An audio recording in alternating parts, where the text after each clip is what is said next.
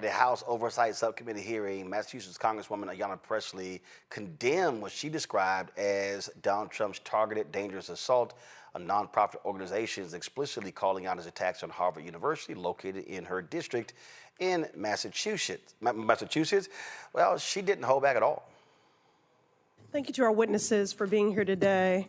What we are witnessing from occupant Trump, his administration, and Republicans writ large is not governance. It is a targeted, dangerous assault on the independence of our nonprofit organizations. We've seen these attacks take many forms, perhaps most visibly in my own district, the Massachusetts 7th, as the administration continues its unlawful campaign against Harvard University. Trump has threatened to revoke Harvard's tax-exempt status, freeze billions in federal funding for scientific research to save lives, might I add, and publicly vilify students and faculty, all part and parcel of his attacks on education. But let me make it plain. This isn't just about Harvard, and it's definitely not about government efficiency, the name of this subcommittee. This is about Trump and Republicans punishing people who disagree with them. It is about attacking nonprofits of all sizes that serve the vulnerable and marginalized and stand in the gap for our communities. It's about trying to intimidate every charity and nonprofit in this country and spark a fear that if you speak up, if you do something the Republicans don't like, you could be next. A hospital that provides abortion care, a local food pantry that feeds immigrants, or an advocacy group that fights for civil rights. Donald Trump is weaponizing our tax laws to attack nonprofits at the same time he is pushing for tax cuts for Elon Musk and billionaires. Ms. Yentel, can the president or executive branch legally revoke a nonprofit's tax-exempt status simply because it disagrees with that organization's lawful speech or mission? They can't. The statute is very clear that that is illegal. Thank you. Republicans think the answer is yes, but that would mean every nonprofit in America is just one tweet away from being targeted by the federal government. I'm proud that in the Massachusetts 7th, community-based organizations are speaking up and fighting back against Republican attacks, and I know they are doing it at risk of serious threat. Ms. Yentel, can you make plain what are the consequences to charities and nonprofits losing tax-exempt status? Well, tax-exempt status is given to nonprofit organizations that do essential work to meet needs in their local communities in exchange for significant transparency and accountability. And if nonprofit organizations lose their tax-exempt status, it could create significant challenges for them to be able to do their work related to how and where they get their funding, and it could cause them to have to shut down their work altogether. Their work, which is to the betterment of us all, which is to the collective, our shared needs. Constituents. Yes. Very good. Let's put this in perspective. Trump is firing government workers that administer programs like Head Start and Social Security, while also attacking nonprofits that provide resources and supports to vulnerable populations. Trump and his Republican cult do not care about helping people who are struggling. Instead, they want to make them suffer more. Now, before I yield back, let me ask the Republican witnesses if you all think Trump is right for revoking tax-exempt status for nonprofits for their political views. Raise your hand then if you think the Heritage Foundation, who wrote Project 2025, should also lose their tax-exempt status. Show of hands by the logic that's I'm not being aware applied. of any nonprofit that's had its status revoked. Again, the question that I'm posing is, would you please raise your hand if you think the Heritage Foundation, who wrote Project 2025, should also lose their tax-exempt status? Show of hands. It's a perfectly reasonable speech by a nonprofit. So none of you. The shame and the sham of it all. Before I yield back, Ms. Yentel, I know that you have been harangued intensely throughout today's proceedings. Is there anything that you would like to set the record straight on or respond to in my remaining time? Thank you, Congresswoman. I would like to use the remaining time to remind us all and every member of this committee of the vital, essential work that nonprofit organizations do in each of your communities for your constituents and the work that we do to support them in that work. Nonprofit organizations are local, they are transparent and accountable, they are nonpartisan by law and in practice, and they do essential work to meet the needs of all of your communities and all Americans. Thank you. How you doing, Congressman? Thank you. I yield back. Folks, you've heard me say this time and time again, and I'll say it right now. Ain't no millionaires and billionaires contributing to our show. Even the black ones. Do you have major advertisers who are spending their ad dollars with us? Absolutely not. Because the agencies say that, well, we don't do news. We can't do news. But I see these ads on Fox News. I see the ads on CNN. I see them on MSNBC. And there were people who literally said, oh, no, this ain't going to work. This is going to fail.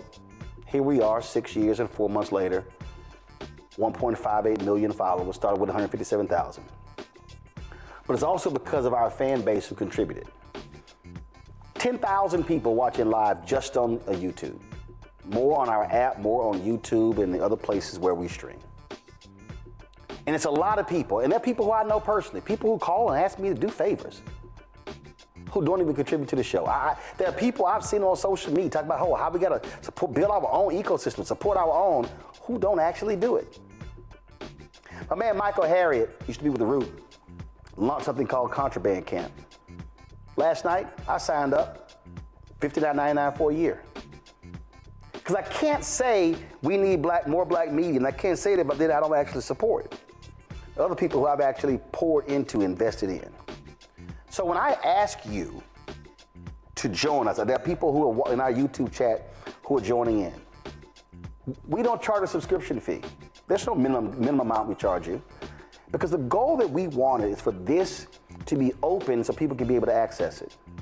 I was walking through the Atlanta airport when I arrived on Tuesday and I left on Wednesday. And so many brothers and sisters stopped me and they said, man, I'm watching your show, I'm listening to the podcast. Thank you, keep going, keep going, keep going. But y'all, I say it all the time, we cannot keep going if we can't fund it. The lease of our office is up next year. It's gonna be an increase. When we talk about staff, there's some positions that we would love to fill. Today, we actually shot 2 pilots of a show that I would love to launch, and we're gonna run those shows in the next 2 weeks. There are 2 of the shows that we're planning pilots on. That's gonna cost money for the people producing and working it and for the people who are hosting the show. So I'm not saying please work for free. But we are not going to be able to have voices that speak for us if we don't support those platforms. So I do what I'm asking you to do. I literally support other black-owned media platforms because we need more of the voices than just me. I'm just one person. But I want to create Black Star Network to create more Black Stars. I want to be able for us to have 6, 8, 10 different shows hosted by Millennial, Gen Z, and other Gen Xers. I would love, I tried to do a show with a Generation Alpha, but the ask of his daddy was so outlandish that I said there's no way I can even do that.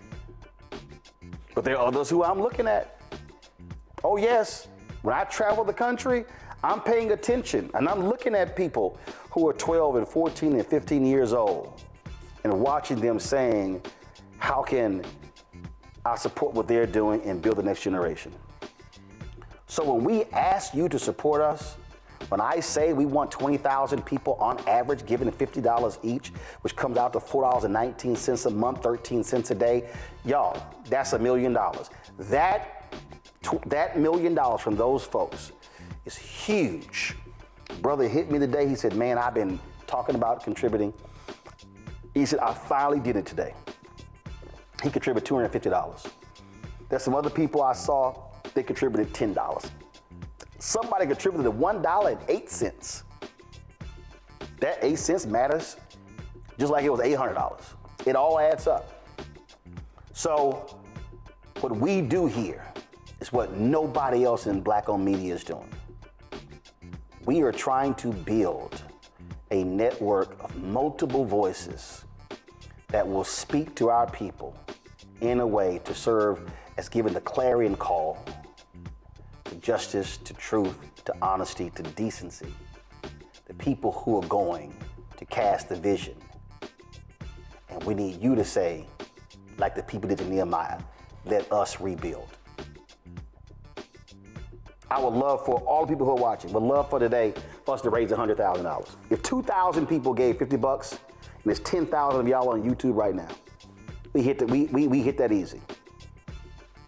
You can't give us direct on the Cash App because they shut down our accounts. So you can use Stripe.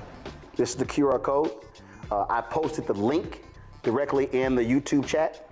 But if you want to use Cash App for Stripe, it's right here. This QR code, if you're listening, go to blackstarnetwork.com. If you want to give via PayPal, PayPal is paypal.me/rmartinunfiltered. Venmo is venmo.com/rmunfiltered. Zelle is roland@rolandsmartin.com, roland@rolandmartinunfiltered.com. If you want to be old school, send your check and money order. P.O. Box 57196, Washington, D.C., 20037-0196. Hello, I'm Isaac Hayes III, founder and CEO of Fanbase. Listen to what I'm about to tell you. The window to invest in Fanbase is closing. We've raised over $10.6 million of our $17 million goal. That means there's room for less than 6,370 people to invest in Fanbase for the average amount. The minimum to invest in Fanbase right now is $399. That makes you an owner in Fanbase today. Go to startengine.com/fanbase to invest. Why? Because current social apps have taken advantage of users for far too long, with content suppression, shadow banning, harmful racist content, and no real tools for monetization and equity. Fanbase has over 1.4 million users and counting, allowing anyone to reach all their following and monetize their content from day one. Social media is the new TV, and whoever owns the apps that distribute that content have the opportunity to own potential billion-dollar companies. While big platforms with uncertain futures are failing to serve their users, Fanbase is stepping up to fill the gap. Don't wait until it's too late. Invest now, invest for yourself and your future. Go to startengine.com/fanbase and own the next generation of social media.